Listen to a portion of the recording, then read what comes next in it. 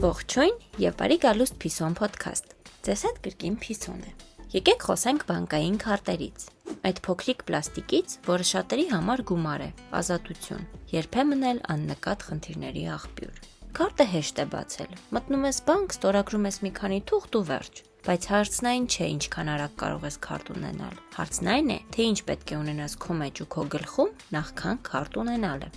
Առաջինը պետք է ունենաս պարզ պատկերացում, թե ինչի համար է այդ քարտը։ Ոչ որ գումարս մի տեղ լինի, ոչ էլ որ առցանց բաներ գնամ։ Քարտը գործիք է, ոչ թե դրամապանակի մոգական տարբերակ։ Եթե չգիտես, թե ինչ եկամուտ է մտնելու, ինչ ծախսեր են դուրս գալու, քարտը շատ արագ դառնում է սև անցք, ոչ թե հարմարություն։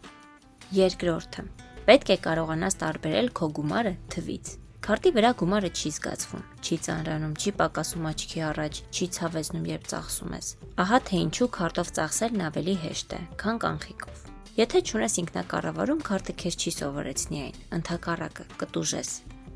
Երրորդը. պետք է հասկանալ ինչ է բանկը քեզանից ուզում։ Քարտը բարեկամություն չէ, այն պայմանագիր է։ Միջնորդավճարներ, սպասարկման վճարներ, օվերդրաֆտ, տույժեր։ Սրանք մանր տառերով գրված բաներ չեն, այլ իրական գումարներ։ Եթե չես կարդում պայմանները, դու ոչ թե անուշադիր ես, այլ թանկ ես վճարում քո անուշադրության համար։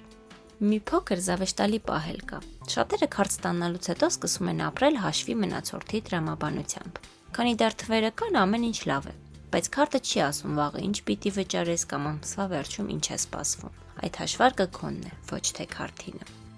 Բանկային քարտը լավ բան է, այն արագացնում է կյանքը, հեշտացնում վճարումները, բացում հնարավորություններ, բայց միայն այն դեպքում, երբ դու ես կառավարում քարտը, ոչ թե քարտը քեզ։ Իսկ ես դեռ քարտեր չունեմ, դե որովհետև գումար էլ չունեմ։ Իմ գործարքները կոնֆետներով են արվում։